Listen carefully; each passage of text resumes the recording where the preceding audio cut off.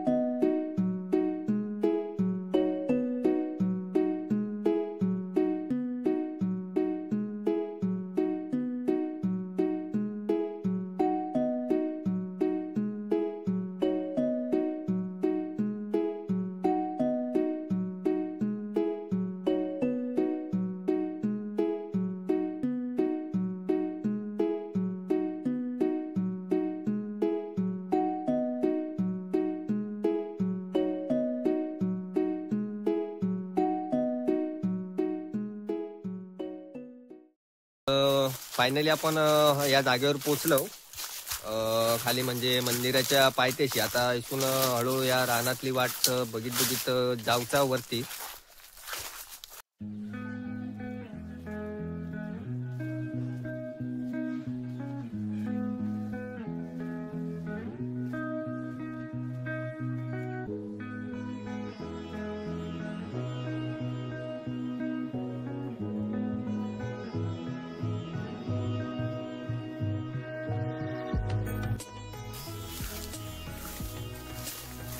तर आपल्यासोबत जे आता आहेत विशाल लाड, ते आमच्या आडवली गावातले गावकरच, म्हणजे त्यांना साधारण इकडची बरीच जी काय स्थळं आहेत वगैरे वगैरे, तर त्यांना खूप अशी माहिती असा। तर त्यांच्यासाठी म्हणून मी इकडे त्यांना घेऊन येलोय की आपल्याला अजून बरीचशी माहिती त्याबद्दल गावात या स्थळाबद्दल।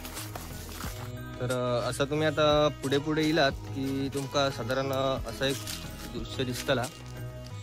इकडे या तुमका बघू शकता तुम्ही भराडी देवीचा एक छोटा मंदिर आहे आणि इकडून एक तळी आहे, म्हणजे जिथून सतत कायम 12ही महिने जी पाण्याचा प्रवाह असता, म्हणजे तो सतत कायम 12ही महिने चालू असता।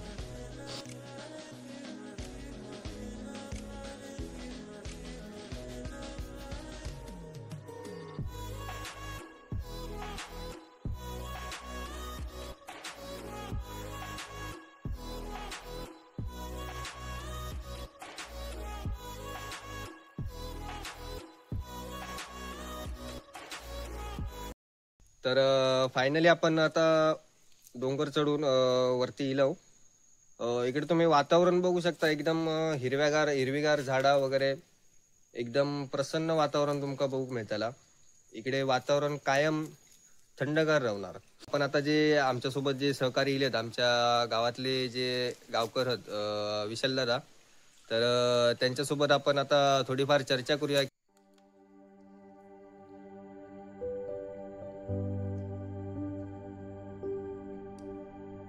तर विशालदा, आपण आता जे मंदिरात इलो आपला भराडी देवीचा मंदिरचा हा आडवली तांबळवाडी, तर त्याच्याबद्दल तुम्ही काय सांगू शकता?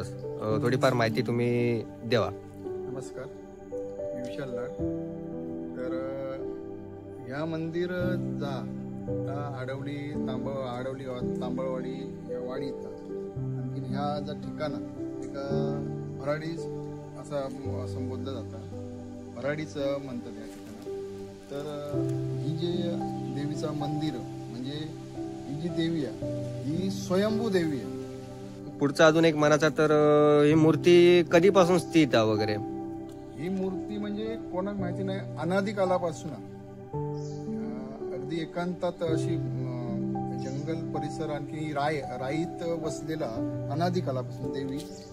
आणखीन ही देवी भराडी असं देवी संबोधलं जातं. आणखीन ही 12/5 एक स्थान असं 12/5 मधलं एक स्थान आहे देवीचं, भराडी देवीचं. माझा देवीचं स्थान तर अतिशय जागृत असं स्थान आहे, अतिशय जागृत असं स्वयंभू स्थान आहे. आणखी नवसाक पावणारी म्हणून ही जी ख्याती आहे, नवस बोलले जातात, फेडले जातात. मांसाहार आणि खूप सुचिरपतपणा करून यावचं लागतं. आंघोळ केल्याशिवाय इकडे येता येत नाही. सुचिरपतपणाने पूर्ण यावचं लागतं.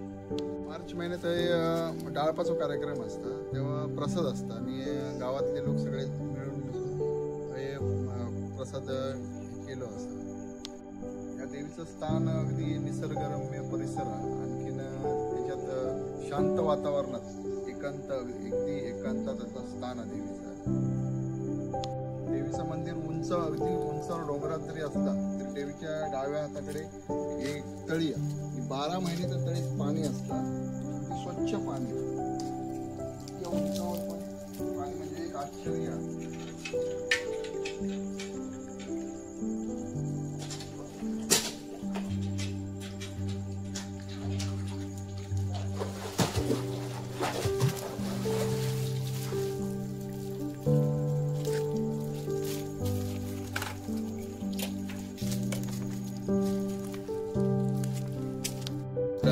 दादानं सांगितल्याप्रमाणे इकडचा आता पाणी वगैरे आता एकदम तुमका म्हणजे चव वगैरे तिची बघितलं असतं, एकदम निसर्गाच्या पाण्याची जी चव येता ती म्हणजे अलगच असतात. एका तोंड नाही कुठल्या तुमच्या बिस्लेरीच्या पाण्याची या फिर अथवा फिल्टरच्या पाण्याची.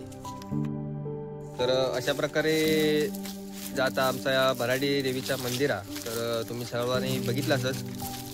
तर तुम्ही पण सर्वांनी इकडची जी निसर्गाची शांतता ती अनुभवास या, मंदिराकडे या, देवीकडे मागणा करा. देवी इच्छापूर्ती या.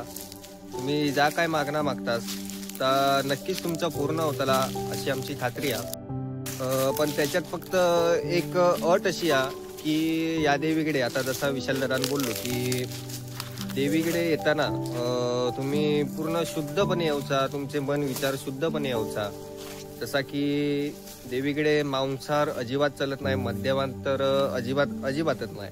एकदम वर्ज्य आहे. हे 2-4 जे गोष्टी आहेत ते एकदम वर्ज्य आहेत. त्याच्यामुळे ते थोडीफार पाळणूक करून तुमका इकडे येलात तुम्ही तर तुमची मनोकामना 100% कंप्लीट होणार अशी एक आशा. तर आता आम्ही निघालो आता घरच्या दिशेने. तर मंडळी एकच सांगू इच्छित आहे की असेच नवनवीन व्हिडिओ तुमच्यासाठी घेऊन येत राहणार.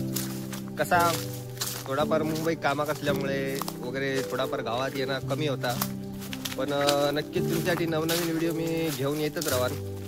तर तुम्ही नक्की चॅनलला लाईक करा, शेअर करा, सबस्क्राईब करा. धन्यवाद. आणि पुढच्या व्हिडिओत तर नक्की भेटू एक नवीन काहीतरी आगळी वेगळी गोष्ट घेऊन.